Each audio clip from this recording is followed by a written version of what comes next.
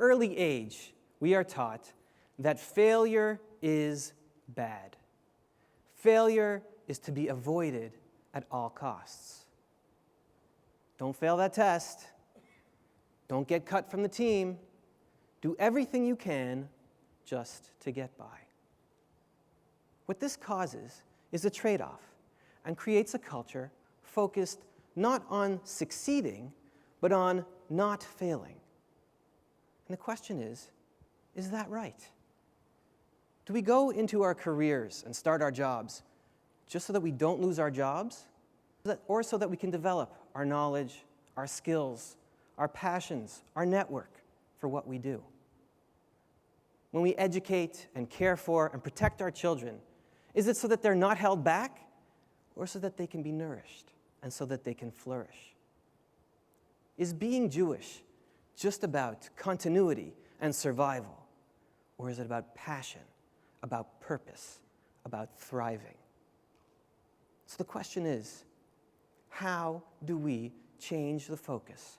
How do we shift it from worrying about not failing to succeeding? This is what I wake up to just about every day of the week.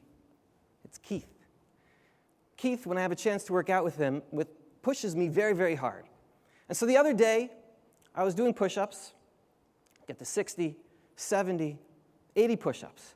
And I take a look at him and I say, Keith, why don't you just tell me how many push-ups you want me to do? And he yelled at me, that's not the point. And I said, what is the point? He says, the point is you have to push to failure. You have to push through the failure so that you can learn where your limits are and learn what your strengths are. Pushing ourselves through our limits and to our strengths. And so tonight, I want to ask, what if? What would we do if we weren't afraid to fail? I believe that we would push. Pushing to failure is a Jewish concept. We read in Proverbs, Sheva yipol tzadik v'kam.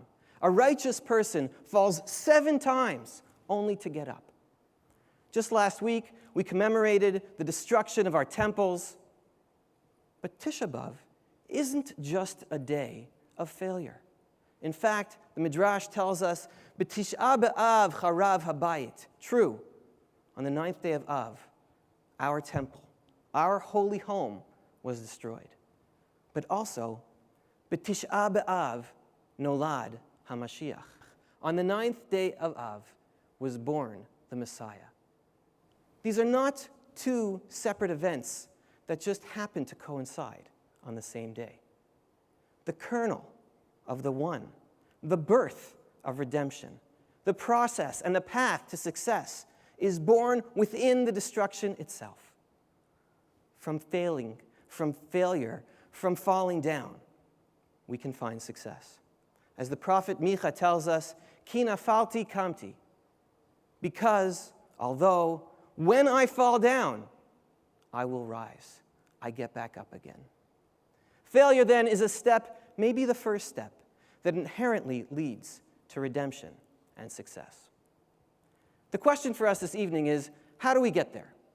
And I'd like to suggest 3 steps for us to push and try to get to failure. The first step is to develop a culture where it's okay to push to fail. When my kids were growing up, my 3 wonderful, amazing kids, and they first started to learn how to walk, they were a little shaky, and they would fall down, they'd bump into things, and they'd fall on the ground, and there'd be that pause. And a friend of mine showed me an amazing trick. He said, instead of saying, oh, I'm so sorry, you're hurt, he taught me to look at them and pretend that they had just slid safely into second base. And I would say, safe, and give them a big smile. And you know what they did?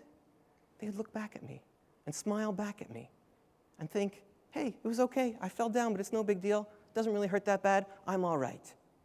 And I believe that this notion that falling down does not necessarily lead to negative consequences informs their lives till today. Similarly, Dan Senor and Saul Singer, in their famous book, Startup Nation, talk about the Israeli culture, and that the culture is a really perfect way for startups to take place, to get going, to get launched. And why is that? One of the reasons they explain is that there, it is okay to try and fail. True, they say, success is best, but failure is not a stigma.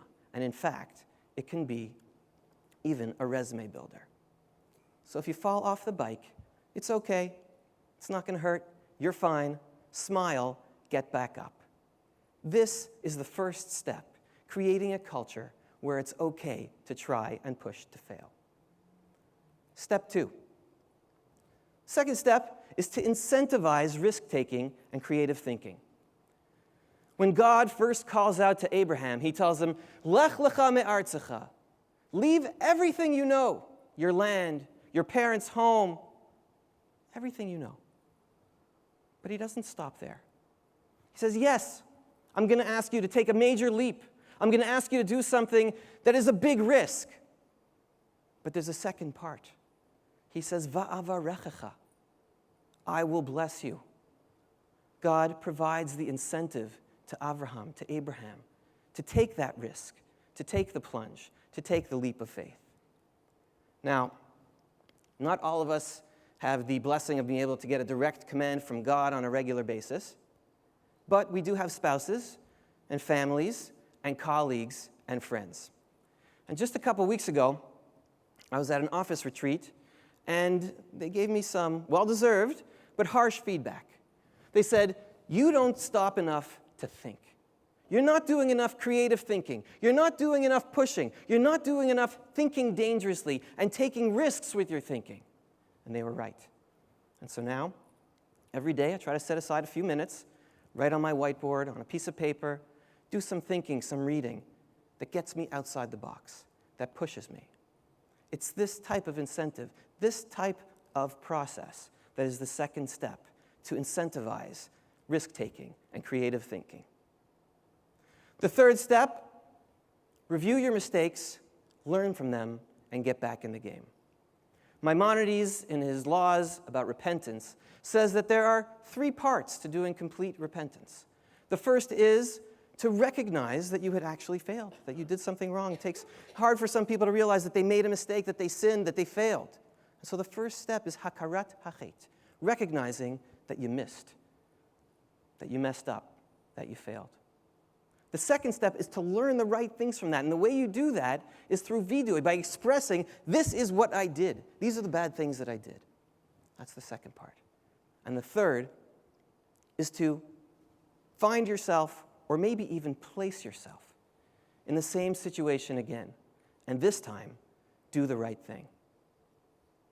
This is, for me, somewhat reminiscent of one of my favorite quotes from one of the great champions in sports history, Michael Jordan, who said that though he had all this success, the key line is that I failed over and over in my life, and that is why I succeed. Michael Jordan failed. That's how he looked at it, and that is why he kept going. So these are the 3 steps we need in order to push to fail.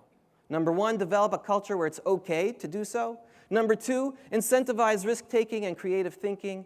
And third, review your mistakes, learn from them, and get back in the game. 10 years ago, I lost $1 million in a day. Many of you would have fired me on the spot. Probably would have had good cause to do so. But my bosses didn't do that. They told me to learn from the experience and to change my risk profile. Not to have no risk profile, but to shift it, to be a little more careful, to figure out a different hedge for our hedge fund. That lesson, that support, that guidance helped me a few years later when I left the for-profit world and I went to be the executive director of a small organization. On the first day that I was there, a number of board members called me up, came over to me, and said that they felt that there were a lot of organizations out there, and that their goal for me while I was doing creative programming was to merge this organization into a larger one. Talk about being pushed to fail. This was my goal. And so, over the next couple of years, as we developed new programs, creative thinking, doing all kinds of things, we also had conversations with larger organizations, and in fact, within 2 years, had merged with Yeshiva University. This challenge that was given to me by this board is the same challenge I want to leave us all with this evening. What would we do if we weren't afraid to fail?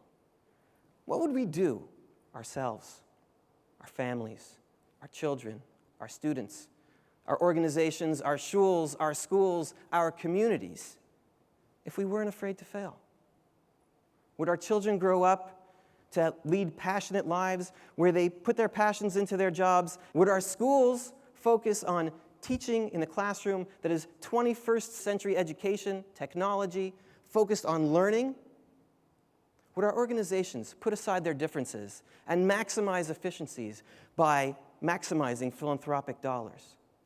And finally, would our communities focus not just on surviving, but on finding that passion and thriving? And so I leave you all this evening with that question. What would you do? What would you do? What would you do if you weren't afraid to fail? Thank you.